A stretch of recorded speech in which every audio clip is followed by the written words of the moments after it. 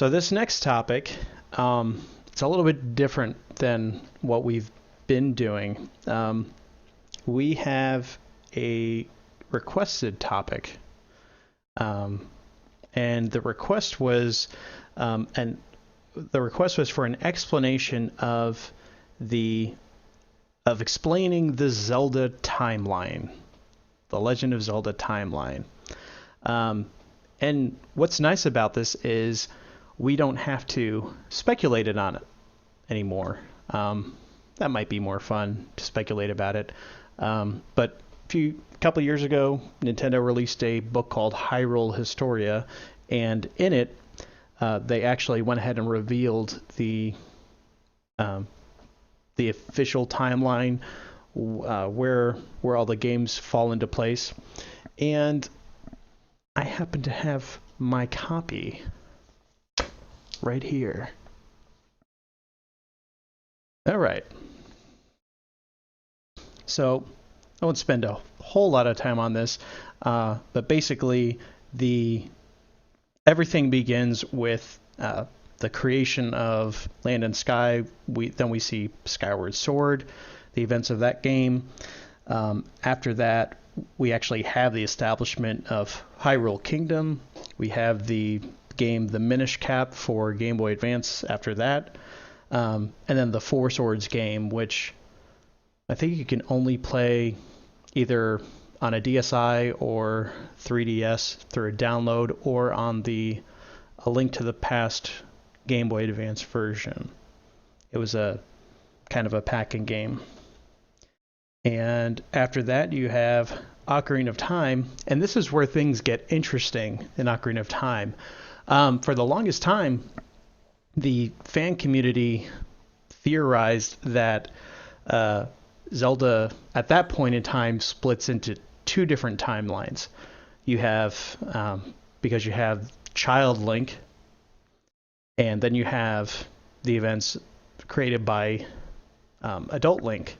So you have basically events where Ganondorf never conquers Hyrule from the Child Link timeline, and then you have the events where Ganondorf does conquer Hyrule, but Link defeats him, and then you have a rebuilding process of sorts. So to keep this interesting, I'm going to pass this over to my co-host Matt, and he's going to explain the next set of games. All right, so following that, we after Ocarina of Time, we then have, like Steven said, two different timelines. One where Link is defeated, and one where Link beats Ganon. Um, and Go along with the timeline where Link gets defeated, you then have the decline of Hyrule and the Last Hero series of games.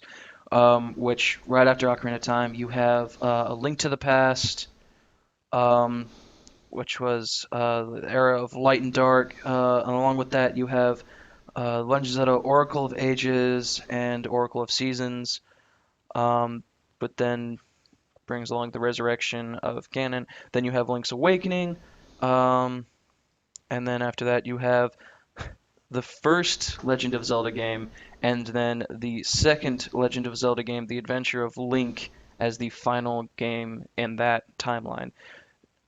Now, going over to the timelines where Link is triumphant, you actually have another timeline spout off from that. Um, So how many timelines are we up to on this point? we are up to three different timelines. Three. Okay. So, the child, once the hero is triumphant, Link beats Ganon, runs away with Zelda. You have the child era, which then goes into the Twilight Realm and the Legacy of Heroes timeline, which is Majora's Mask, Demon Thief Ganon is executed. Then you have Twilight Princess um, after that, and then the last game in that timeline would be the Four Swords Adventure.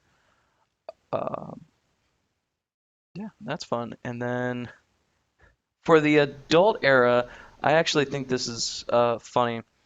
you have pretty much all of the Toon Link games, which, looking at Toon Link, I don't think of Adult Link, I think of Kid Link. Right. So I think it's funny that they have them labeled as that. But yeah, going along with the adult era, Ganon is sealed, Ganon is resurrected, Hyrule is sealed, and then a flood happens, 'cause that can just happen. Then you have Wind Waker, then you have Phantom Hourglass, and then the last game to go on that would be Spirit Tracks, um, which is funny. And then, of course, we've got the sequel to A Link to the Past, A Link Between Worlds. Obviously, that takes place in that respective timeline. Um, and you can pretty much figure out where the other games that have come since Skyward Sword, because that's when this timeline was released, you could pretty much figure out where they fall into place. Yeah, so that was our explanation of the convoluted, complicated Legend of Zelda timeline. Their giant book. And now we have a new Legend of Zelda game to guess where that one goes. I don't even want to begin trying to figure out where that is, but whenever I get to play it, I'm sure I'll have a theory. You know what would be good? Figuring out the Mario timeline. I bet that would be fun. Yeah, I to me the Mario timeline just is basically the order that the games come out in. Like any franchise that they don't really have like a really they're not really serious toned like Zelda kind of is. I think you just basically go by order of release with the game, and uh, that is your timeline. Although if you play both Super Mario Galaxy and Super Mario Galaxy 2, they start off exactly the same, but they play out the storyline plays out differently. But yeah, that kind of stuff is pretty interesting to delve into every now and then.